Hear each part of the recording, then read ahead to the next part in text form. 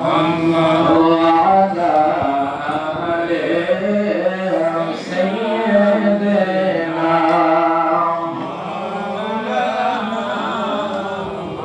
আসমান পাগল জমিন পাগল মোর খোদা জির লাগিয়া আল্লাহু আকবার আল্লাহ নিজেই পাগল তার হাবিবের লাগিয়া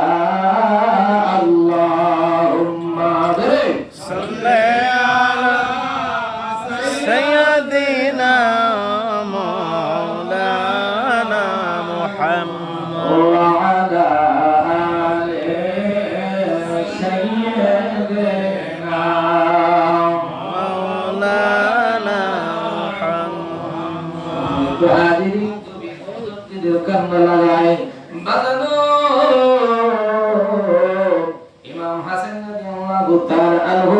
ইমাম হুসাইন রাদিয়াল্লাহু তাআলা আনহু আমার নবীর সুরকুলিদার টুকরা কথা বলে ঠিক কিনা ঠিক। এবং তো হাসান হুসাইন রাদিয়াল্লাহু তাআলা আনহু আমার নবী বলেছে যারা আমি রাসূলকে ভালোবাসে তারা যেন আমার হাসান আর হুসাইনকে যেন তারা ভালোবাসে কোন সুবহানাল্লাহ নবীজি বলেছেন আমাকে ভালোবাসতে হবে আহলে বাইতকে ভালোবাসতে হবে এবং দু গভীর মনোযোগ ইমাম হাসান রাদিয়াল্লাহু তাআলা আনহু আমাকে দুনিয়া থেকে বিদায় করার জন্য অনেক কৌশল চলছে বাবা কিন্তু বিদায় করা যাচ্ছে না আমি সংক্ষেপ করে বলছি বাবাজি এবং দু হাসান রাদিয়াল্লাহু তাআলা আনহু ওনাকে বিষ পান করাবে এদিক পাঠিয়ে দিল কুটনি বুড়িকে নিয়ে এই বুড়িতে এসে দেখলাম ইমাম হাসান রাদিয়াল্লাহু তাআলা আনহু বাবা কোন জায়গা থেকে শরবত আমি সংক্ষেপ করে দিচ্ছিলাম বা ঘটনা বাবা ইমাম হাসান রাদিয়াল্লাহু তাআলা আনহু অনেকেই বলে তার স্ত্রী তাকে বিষ পান করেছে নাউজুবিল্লাহ ইমামদের স্ত্রীরা এরা তো জান্নাতি এরা কেন স্বামীকে বিষ পান করাবে এটা সম্পূর্ণটা মিথ্যা কথা এই কুটনি বুড়ি হাসান রাদিয়াল্লাহু তাআলা আনহু ওনার স্ত্রীকে ইমামের স্ত্রী কি আমার হাত থেকে শরবত খায় এরকম কি তোমার কাছ থেকে পানি চাই কয় হা আমার কাছ থেকে বেশি পানি খায় বেশি শরবত খায় বলতেছে কোন থেকে শরবত খায় কই ওই জায়গা থেকে খায় উনি একটা টপিস দিয়ে উনি টার্গেট করলেন যদি ডাইরেক্ট বলি তো একটা স্ত্রী তো তার স্বামীকে বিষ কি খাওয়াবে না জোরে বলেন না না কখনো সম্ভব নয় আমার বাবা দিয়েরা এই কুটনি বুনি একদিন দুদিন মতান্তরে 3 দিন দেখতে দেখতে হঠাৎ করিয়া সিরিয়া দামেস্কের থেকে বাবাজি একটা হীরাকে গলায়া চূর্ণ করে একটা বিষ বানানো হয় বিশেষ প্রক্রিয়ায় এই বিষটা পানির সাথে মিশাইলে বিষের কোনো কালার থাকবে না এবং তো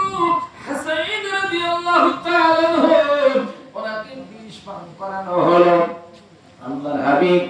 ভবিষ্যৎবাণী করেছিলেন হাসান না ভাই তোমাকে বিষ পান করে দুনিয়া থেকে শহীদ করা হবে কিন্তু আমি তোমাকে বলে যাই না রে আমি রমজানের মাসে যদি তুমি আসতে পারো যতবার আসবা এই বিষের প্রক্রিয়া আল্লাহ তাআলা নষ্ট করে দিবে কিন্তু যখন তুমি আসতে পারবা না ওদিন তুমি বুঝে নিবা আমি হাসান দুনিয়া থেকে বিদায় নিয়ে চলে যাব এবং আমার হাবিবুল্লাহ নবীকে আমার আল্লাহ তাআলা আগে থেকে জানাই দিয়েছিল কথা বলেন ঠিক না ঠিক আমার নবী বলেন না ভাই আমার উম্মতের নাজাতের জন্য তোমাদের দুইবার কোরবানি আল্লাহ কবুল করেছে এবং আমার হাবিবুল্লাহ নবী দুনিয়া নদীকে বাবাজি নবীজির নবুয়তি জবান দিয়া গলা আর মুখের মধ্যে এত সময় তো আর যারা এই নবীর নাতিদেরকে যারা শহীদ করলো এরা কখনো ঈমানদার হতে পারবে না যত বড় জুব্বা লাগাও দাড়ি লাগাও ঈমান না থাকলে ঈমানদার হওয়া যায় না আহলে বাইতের ভালোবাসা না থাকলে কোশ্চিন কালেও কোনদিন ঈমানদার দাবি করা যায় না কথা বলে ঠিক না ঠিক আমার বন্ধুগণ আমার বাংলাদেশের ঈমানদারের সরাসরি প্রত্যেকটা কাজে গেলে জায়েজ হয়, আর আহলে বাইতের পক্ষে কথা বললে বিদআত বলে, কথা বলে ঠিক না? ধরে বলেন আছে কিনা পুরো? মুসলমানদের মধ্যে এখন দ্বন্দ্ব শুরু হয়ে গেছে, এক হুজুর আরেক হুজুরকে দেখতে পারে না, কথা বলে ঠিক কিনা? এবং তো হাসান হোসেনের জন্য আলোচনা করলে আমরা পাই না, আর নিজেদের দলীয় স্বার্থে যদি আলোচনা করে তার মতো তারা পায়, কথা বলে ঠিক না? ঠিক। আমি প্রসঙ্গে যাচ্ছি না বাবাজি। ইমাম হাসান রাদিয়াল্লাহু তাআলা আনহু নবীদের কলিজার টুকরা, এবং দূরের পুত্র ফাতিমা মায়ের পুতুল।